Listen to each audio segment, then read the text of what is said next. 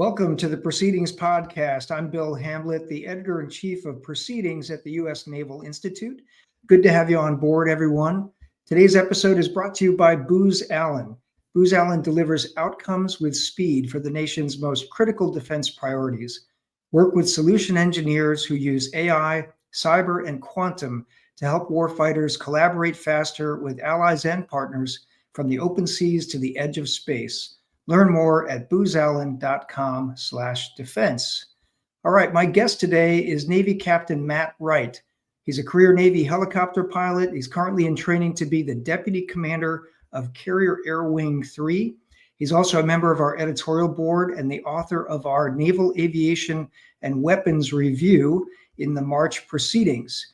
Matt, great to have you on the show. Yeah, thanks, Bill. Very happy to be here. Thanks for inviting me. I should say welcome back to the show because you've done an episode a couple of years ago when you were writing a whole bunch of stuff and you were our author of the year. And then you took on when Guy Snodgrass stopped doing the Naval Aviation and Weapons Review. You took it on, and it's been great. So thank you. It's a staple of the March issue, just like the Navy Review, the Coast Guard in Review, the Marine Corps in Review. But it's been a staple in the March issue for many years. And you took a slightly different tact with it this year, and I think rightly so, because there was so much naval aviation in the news last year. So instead of doing a platform by platform and weapon by weapon status update, what was happening with Super Hornets and F-35s and the E-2D, et cetera. This year, you focused much of the review on 2024's combat operations in the Red Sea, which were spearheaded by the Ike Strike Group, the USS Dwight D. Eisenhower Carrier Strike Group. So talk a bit about why you took that approach. Yeah, thanks. And first off, I should give the mandatory disclaimer. These are my own views and don't represent anything from the Navy or the government. But I was honored to write the article, honored to be asked, and always happy to participate in the open forum. This is the second year I wrote the article, and for 2023, when I did the Naval Aviation Weapons Review, I followed that formula that you mentioned, kind of community by community. This is what's going on with the platforms. And when I started writing this one, I initially kind of considered that same approach, and then I realized that a couple of things. One, not too much has changed from year to year, and that what has changed I could highlight pretty easily, which I hope I did anyway. And the other thing is that 2024 was different. American aircraft carriers were being targeted with ballistic missiles. That is different. We operated in the WES, which is something that's kind of you've heard over and over again now. But what that means is, at any moment, the alarm could ring, the crew could rush to general quarters. You're launching jets off the front to shoot down inbound drones. That was different in 2024 from 2023 and before. I thought it was an opportunity to try and highlight that, which I hope I did touch on. Yeah, and a lot of it's already been kind of in our pages, but not in one cohesive place. Particularly the Eisenhower Carrier Strike Group, which I tried to touch on. So they did have a lot of firsts, and the Strike Group not just did a great job in combat, but they also did a good job when they came back, sharing their lessons learned, sharing the message of the Navy's role and our national security. First time shooting down drones, first time conducting large-scale strikes into Yemen, supporting, I think it's pretty amazing. They left Norfolk and they left the East Coast, racing to the Eastern Med right after the Hamas attacks. And they thought that was going to be what the surprise was. And then they raced from there all the way through the Suez and the Red Sea, all the way to the Arabian Gulf for the first time in years that we've had a carrier there. And they kind of dealt with the Iranian threat, and they thought that was going to be the surprise. And then from there, the Houthi threat picked up, and they raced back into the Red Sea. And if you don't really think about it, you can miss it. That's incredible flexibility, not just the mission not quite exactly matching what they're prepared for, but all the missions that they did, from a day-to-day basis. I mentioned in the article that the same crews were conducting Operation Inherent Resolve up in the Iraq-Syria area, in the same week conducting Prosperity Garden and Poseidon Archer, which are down in the Red Sea, and from the same ship. It's incredible flexibility that really is unmatched inside the DoD, and I thought it was appropriate to highlight.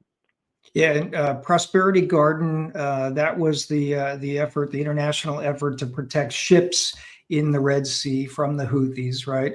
And then the other one, the Poseidon Archer, was the offensive operations, the strikes against the Yemeni, the Houthis in Yemen that were posing that threat to international maritime traffic. Right. Yeah. Operation Prosperity Garden. It's a long list of partner nations that participated. And it was and still is largely a defensive effort trying to protect ships going through the Bab el Mandeb into the Red Sea. An important effort, but it was largely defensive, shooting down inbound missiles. Poseidon Archer and some other CENTCOM-led extra operations had a much more narrow list of partners, the British in particular, and Yep. not that much else, not that many others. And it was largely a Navy-only show, as Admiral Miguez mentioned at Tailhook, that you might have caught. Navy-only show, and kind of really exercised the unique capabilities of naval aviation. I think it was an outstanding opportunity to show all the back and forth of, is a carrier strike group still relevant? Is the carrier too vulnerable? Well, I thought the operations in 2024 were an outstanding example for the enduring relevance of the carrier strike group construct and the carrier air wing team. Yeah, absolutely. And I think you made the very good point that the Ike Strike Group, and we had Chowder Hill up at the Naval Institute, the Naval Academy. He present a brief to about 800 midshipmen that we helped facilitate back in October, November timeframe. So, commanding officer of the USS Dwight D. Eisenhower. Now he's the commanding officer of the Truman.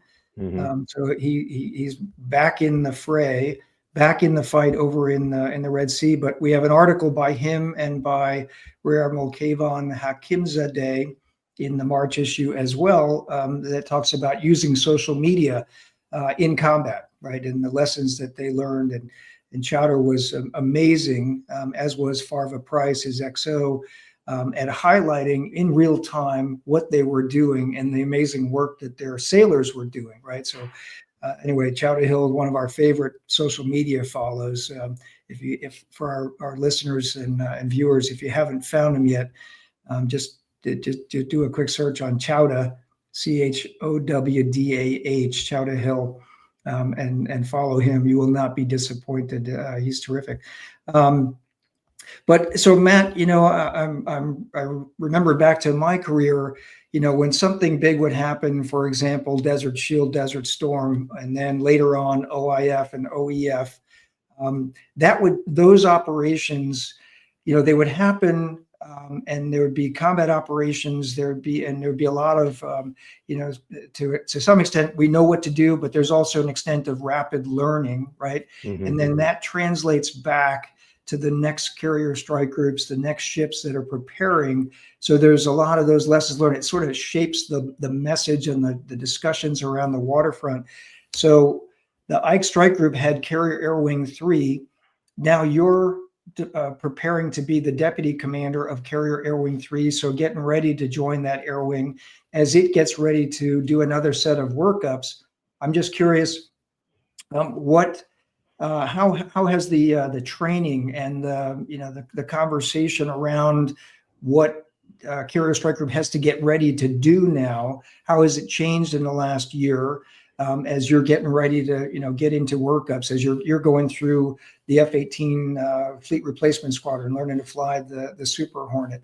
How is what happened in 2024 sort of changing the conversation in naval aviation right now? Yeah, I get to join Carrier Air Wing 3. I'm very excited, and as you mentioned, they're a bunch of battle hardened heroes, and I get to be the new guy, so no pressure. Thanks a lot, Bill. But I've gotten in my training process, I've gotten to see the workup cycle for Carrier Air Wing 8 in particular, and what it's kind of reinforced is, one, the rapid feedback loop that does exist. So particular exercises or events inside of an exercise, say COMP2X, which is the final certification exercise before a carrier strike group deploys, gets tweaked almost immediately. This is what we're seeing in the Red Sea, or this is what we've had to deal with in the Eastern Mediterranean. This is what we're seeing in our Pacific exercises. it immediately feeds back in the next carrier strike group. Their sequence of events, their SOE changes and is updated almost immediately. It's pretty impressive. But what you might not realize unless you're actually living it, at least I didn't realize until I saw it really firsthand, is so much of the training now is live virtual constructive. So what I just said probably would have been true 10 years ago as well. The training is updated pretty quickly, and the type of threats, say, that you're practicing to go against would be updated pretty quickly. But in the live virtual constructed, in the simulation world, you can practice the event in the real geography. So yeah, you're in reality, you're off the coast of, say, Jacksonville, but in the live virtual constructive world, you could be in the Red Sea, you could be in the Pacific, you could be anywhere. You can imagine how you can update that training really very quickly with some keystrokes for the next strike group to come through. It really is pretty amazing. But that's just kind of the narrow view on it. As I've gotten a little bit more senior in my career, I gain a greater and greater appreciation for what I learned in flight school. This is how you deal with bad weather. This is what you do when an aircraft malfunctions. This is how you get a team to work together. This is how you brief an event. This is how you debrief an event. This is how you talk on the radio.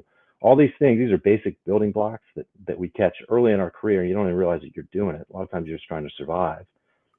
But you're talking on the radio in the same way 10, 20 years later that you learned back in Pensacola, at least I am. And so a lot of the skills that we learn, basic blocking and tackling, at least in naval aviation, are directly translatable, I find, to when it's very stressful and dangerous overseas, if that makes sense. So yeah. And Admiral Miguez, he specifically talked about, and I mentioned it in the article. Miguez, who is the Ike Carrier Strike Group commander, talked about how if the particulars of their training might have been different. They expected to do much more of a Sixth Fleet European, maybe North Atlantic type deployment. Certainly not the Red Sea. The muscle movements, the exercise they got in the workup cycle, he was pretty happy with. So it was, really just reinforced my faith in our training continuum, getting strike groups ready to go out the door. Yeah, you mentioned the live virtual constructive training, and I remember my last sea duty, I was at Carrier Strike Group 4. It was called Strike Force Training Atlantic at the time, and that effort was getting starting to gain some sea legs back then. That was mid 2000s, towards 2008. And the ability at that time, the virtual and constructive training was largely done pier side. So you would hook the carrier and all of its combat systems and its sensors, suite up to some virtual feeds. And if you're, other than the fact that the ship didn't feel like it was moving, but if you're in combat or you're in civic or you're in flag plot, you're seeing threats on the screens. You're seeing all your weapon systems. All of that stuff was energized, and now it sounded like, from what you said, they can actually add that over the top of the live training when the carrier's out at sea. Is that right? That's absolutely right. When the carrier's out at sea, it's incorporated into the air wing fouling training syllabus that you probably remember from your time in an air wing. It's just a really rapid feedback loop that's pretty impressive, honestly. I don't think we should take it for granted. Neat. Yeah. So at the same time in 2024 that all of that was happening in the Red Sea and the Bab el-Mandeb, in the Pacific, and this was something that the authors of the Navy in Review mentioned, that there was almost like two navies in 2024. The one that was conducting combat operations in CENTCOM, and the other one that was preparing for the high-end fight out in the Indo-Pacific, right? So you mentioned in your article a lot of exercises that were happening with regional allies, especially with Japan, with Australia, with the Philippines. What were some of the highlights of those, especially for carrier aviation and naval aviation? Yeah, as unique as 2024 seemed to be, is living inside of the WES. Weapons engagement. The weapons engagement zone. Yeah, thanks a lot for that. The operations in the Pacific might have been, I thought it might, at some level, more of the same in a good way. More presence operations. Forward presence is a mission of the United States Navy.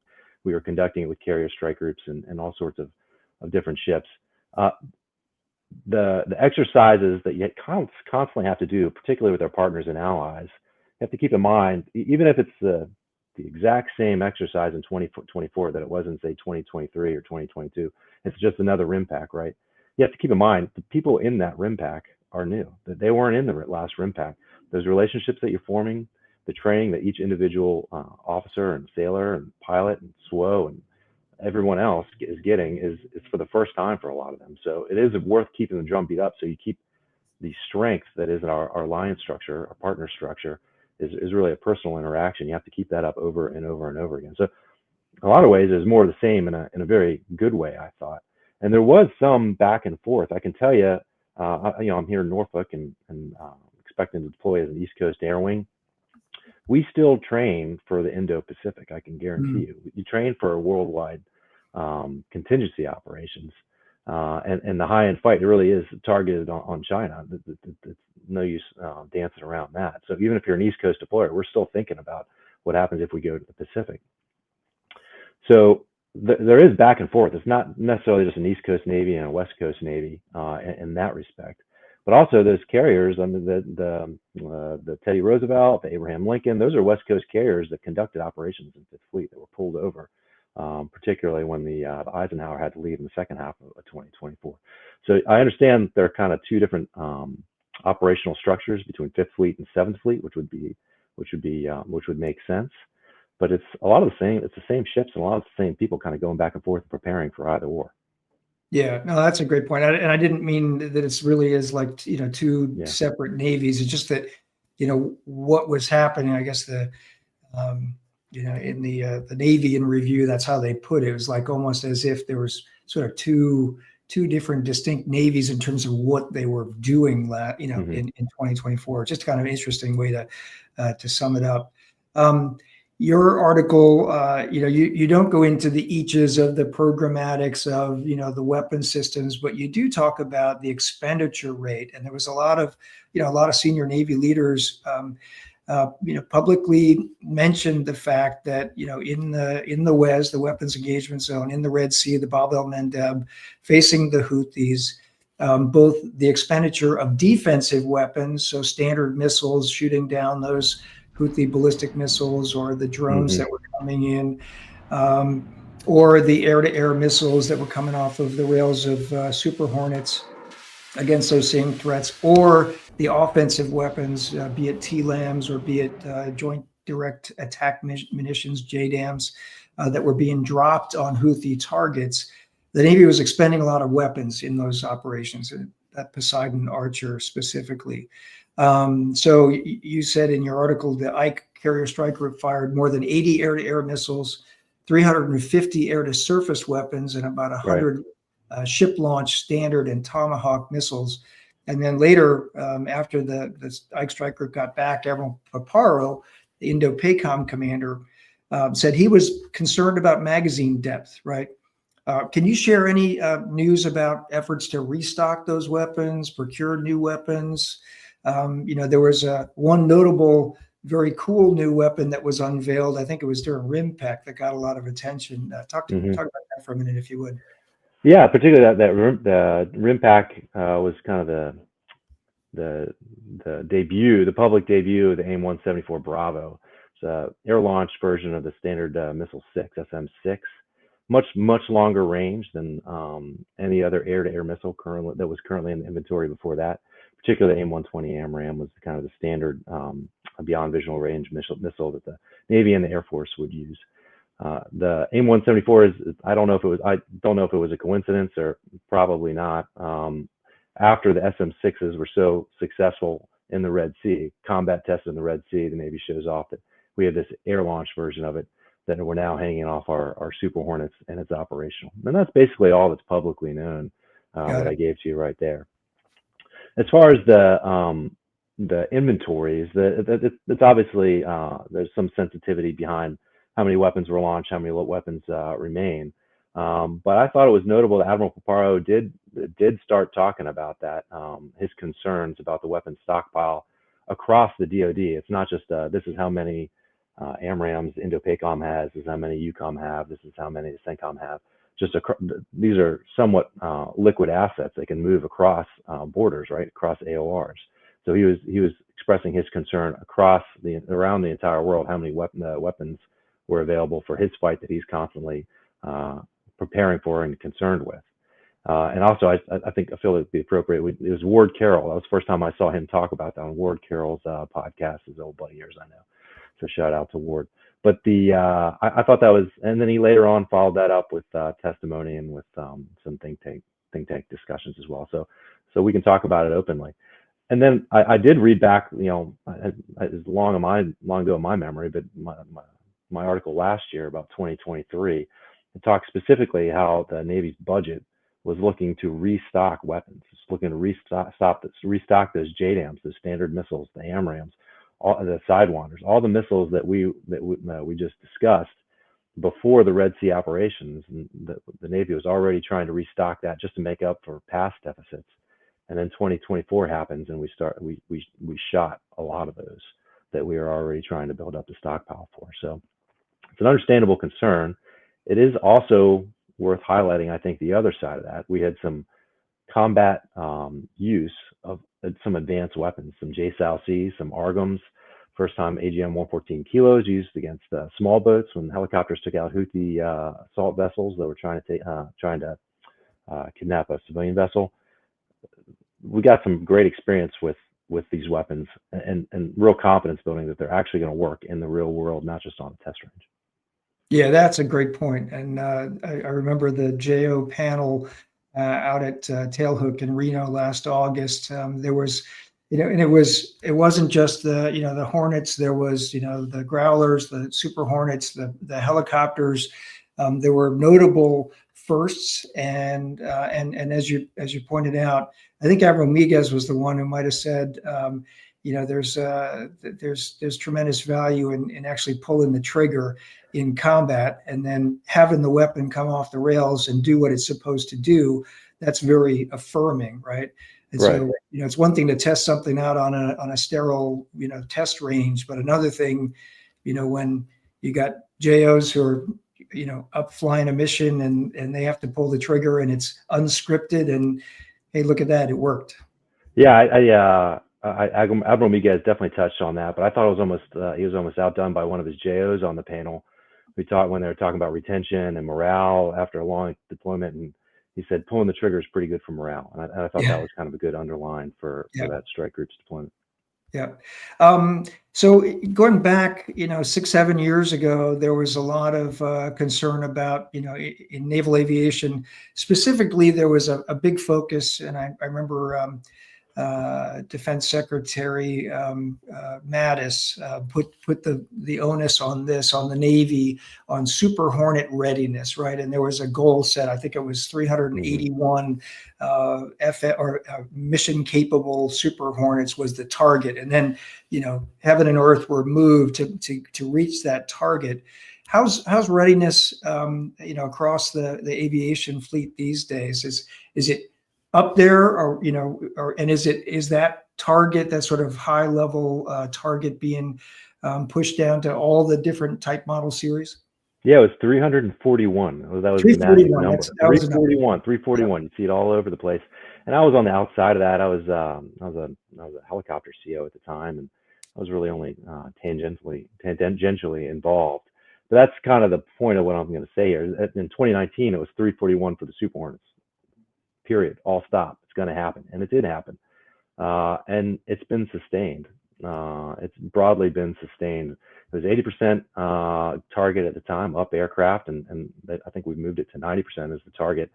And it's not just to get to the number through trying harder or sucking less. It was really an effort to focus our processes to align accountability and authorities under particular officers, people. This person is in charge, and in the 341, it was the Air Boss Miller was in charge of reaching 341, and he was empowered to do so, and he was accountable for it. And all of the agencies inside of the Navy were aligned under that goal and under his direction. And the lessons that we learned there have since then spread to the rest of naval aviation. I can tell you. So I was a helicopter CO at the time, and this was for Super Hornets. But in the years since then, it's moved to the other platforms inside of naval aviation. It's come to the rotary wing world, and it broadly works. And like I said, it's not just like trying harder. It's not just throwing more money at the the problem. It's a heavy reliance on data, driver trees, and this is 2019 when they met where we met the 341. Naval Aviation met the 341. That predates Get Real, Get Better. Get Real, Get Better in a lot of ways was the methodology was proven before the initiative was announced in 2020, and so the Get Real, Get Better kind of methodology is just only accelerated since then, frankly, and it's had pretty good effects. The ship availability, the submarine availability that we talk a lot about in our pages, it's not that naval aviation is immune to it. We certainly have a particular struggles in very particular platforms, but as broadly, we're much better off than I think the other communities are. And it's only because we started a little bit earlier, because SecDef Matt has told us to in a lot of ways. Yeah.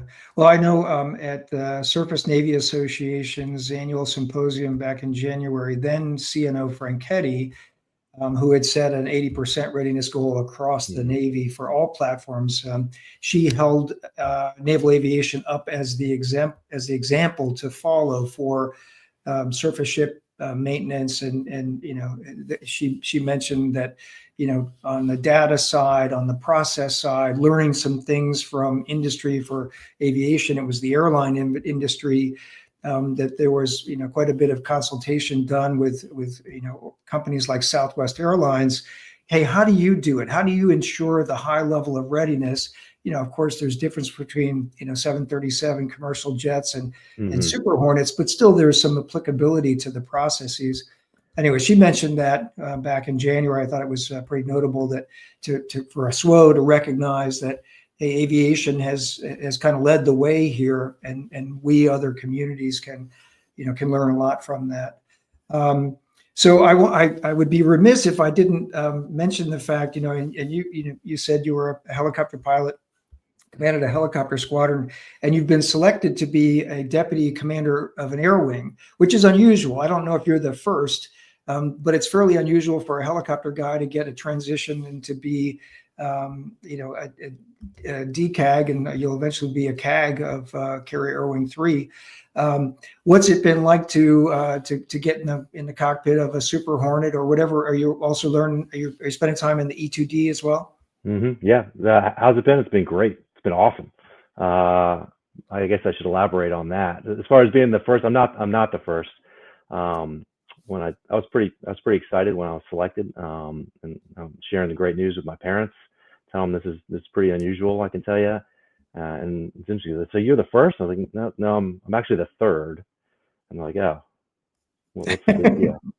I'm like, okay, that's a good point. It's really not that big a deal. It's a big deal to me. It's a big deal to my family. I'm very excited. And I'm very grateful for the opportunity. But I've had about 6 months where I can train myself on Navy stuff. And I say Navy stuff, not just air wing stuff, but getting E2D time. I spent a month out in Fallon. I'm now in the Super Hornet RAG. I'm going through a backseater syllabus, a weapons system officer syllabus, so I can understand exactly how the Super Hornet does what it does, as well as I think I previously understood kind of what it does reasonably well, but I'm understanding the how a lot better now, and I'm looking forward to flying. I'm just about to start flying, hopefully next week, just in case the schedulers at VFA 106 are listening. But it's been a really great opportunity. And then I've done great training down at TTGL, out of DAMNAC, for how strike group plans and operates. So I had a week with them talking about what the information warfare commander is going to be doing with me as a fellow commander within strike group. I did a week-long ASW syllabus. I've just gotten a great cross training, and really, I hope to put it into use in short order. But I still got everything I go to, every training syllabus I do. I was like, oh, I got all these lists of things I got to learn more about now, and that's one of the fun parts, just for me personally. As I get ready to take on the next role. And when do you get to Air Wing 3?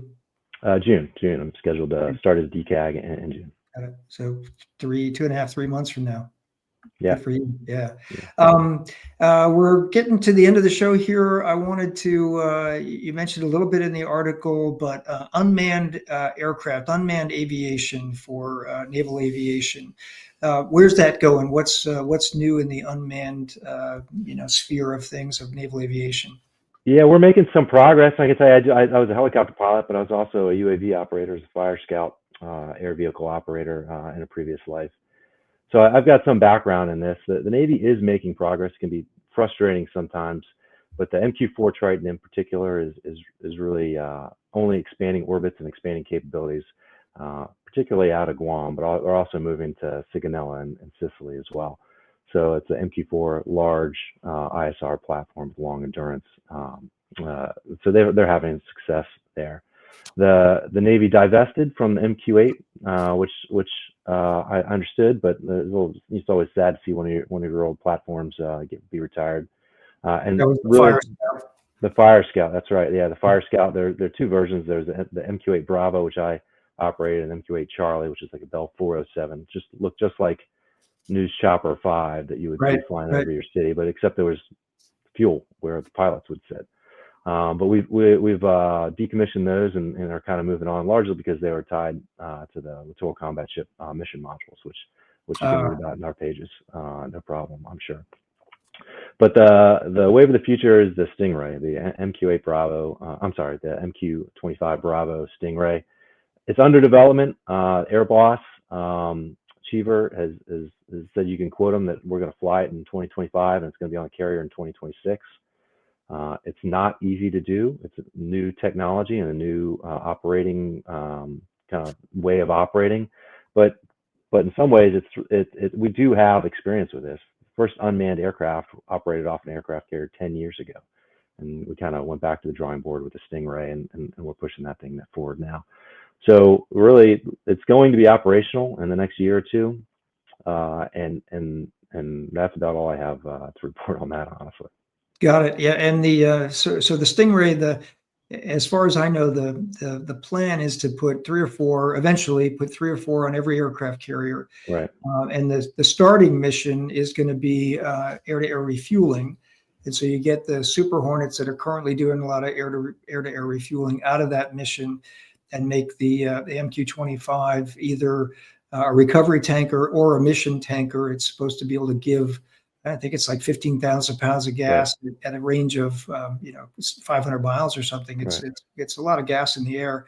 And then there's been talk about the idea of adding intelligence, surveillance, reconnaissance capabilities to it, to make it a more capable platform and add other missions to it eventually. But yeah, it's been a while coming. But it was I remember hearing Admiral Cheever, the Air Boss, he mentioned that at Hook last year that you could quote him. He was we have it flying this year and on a carrier next year. So look forward to seeing that.